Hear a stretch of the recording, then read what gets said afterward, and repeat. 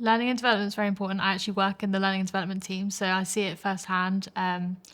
I've definitely developed a lot of skills, things that I was scared to do at uni, like presentations, I always steered away from. But now working like in our training team, I've had to stand up and deliver training to people. So learning development never stops. Like every day is a learning day, especially like when you're starting a new job that you have no experience in. You're always going to learn something new every day. And my advice is to always speak to everyone, network, and they'll teach you everything that they know. I found that education was a lot theory based. Like sometimes it's difficult to see like how do people actually use this in the real world. Whereas if you're learning it on the job, you can see like exactly how it's like the theory is being put into practice. And like even remembering back to like the things that I learned at uni, it's like, oh wow, I actually now I understand why they taught us this. So I would say that, constantly every day, just trying to learn something new, be open-minded, listen, and really take on, from all levels. Don't just think, because you're at the top of the tree or, or if you're starting out in a junior position, that there isn't something to learn from everybody. Definitely something, especially in my early days in Harrods, was just asking so many questions to so many different people. I was in a very fortunate position with the apprenticeship program that I was on, that we got to speak to some stakeholders, and some people very, very high up within the business. And I always used to take them opportunities and go in with a list of questions and just really try and pick their brain, because you don't necessarily get that opportunity every day. I'm a real advocate for continuation of learning in the workplace. I think that we, as individuals, have so much potential throughout our lives. We don't just learn at one point and then we move into a job and there you go, you're just doing the job. There's so much potential to learn more, to develop different strengths along the way. And when we first join the workplace, you're not the finished article. You may not even be aware of what your strengths are at that stage. You may not be aware that you've got a massive passion and strength for something that you just haven't tried out yet.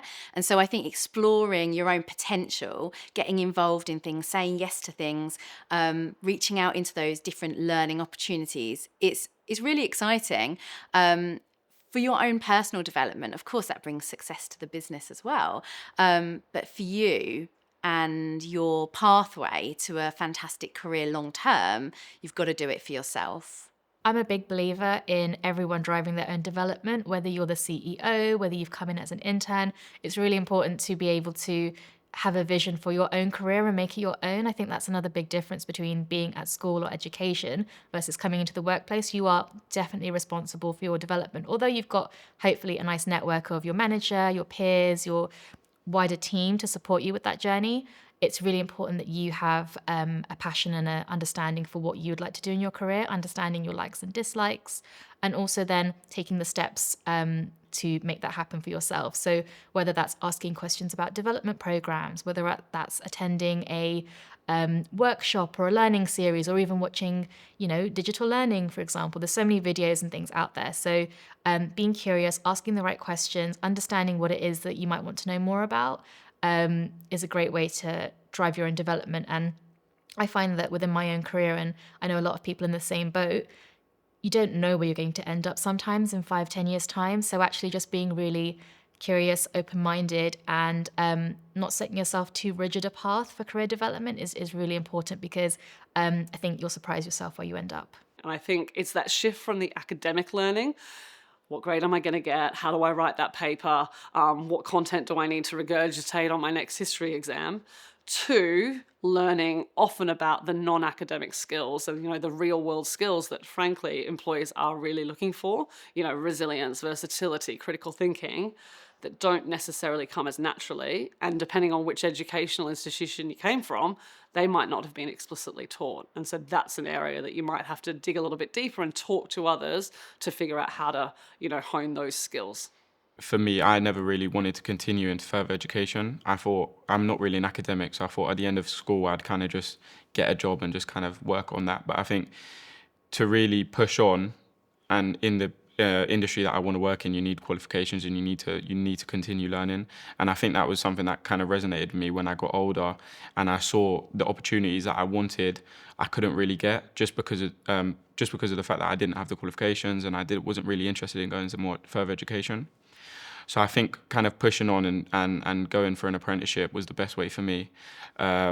just because it was that kind of aspect of working and learning at the same time. So you're still earning a good living and you're also learning, which is enabling me to push on further. I think the schools that I went to as well as part of my apprenticeship were really supportive. And like Joe, I knew I didn't want to go to university.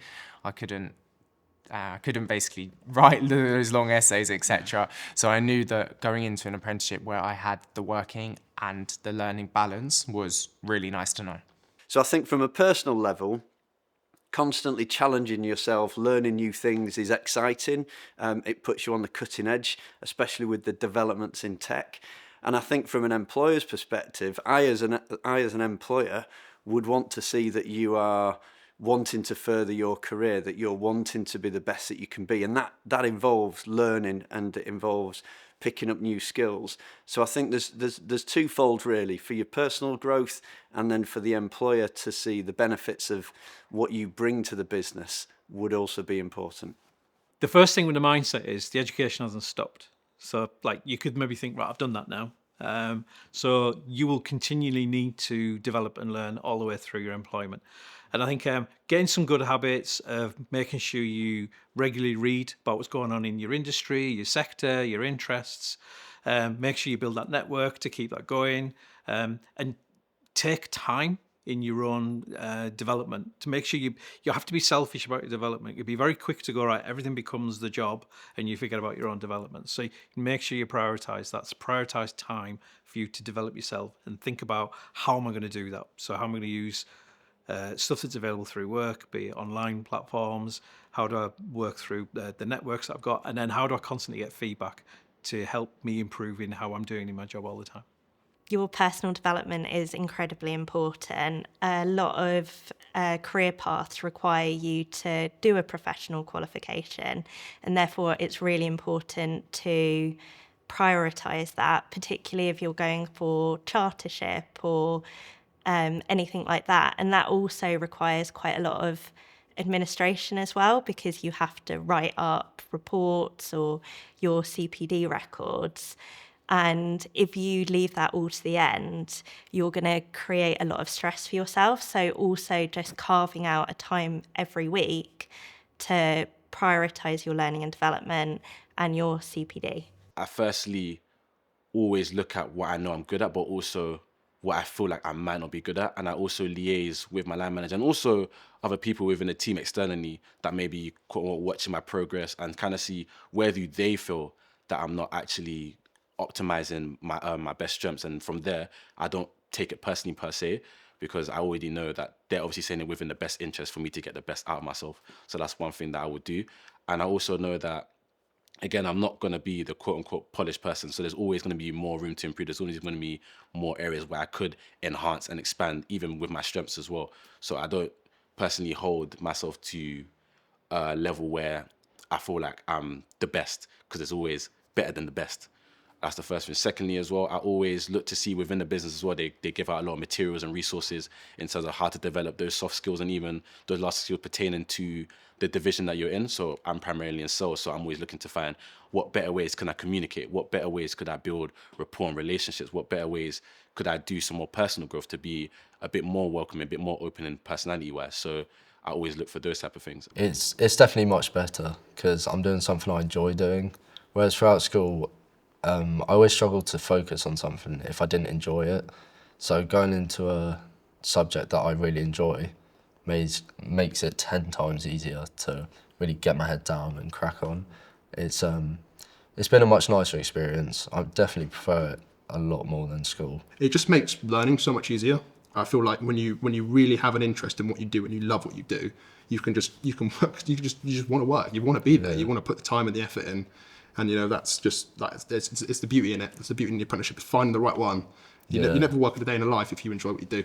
Exactly. I can honestly say that I love what I do. I enjoy building anything really, like from Lego to to cars. Like, it's always been something I've been intrigued by. So being able to get paid to do it and represent a company like Rolls-Royce, it's a wonderful experience.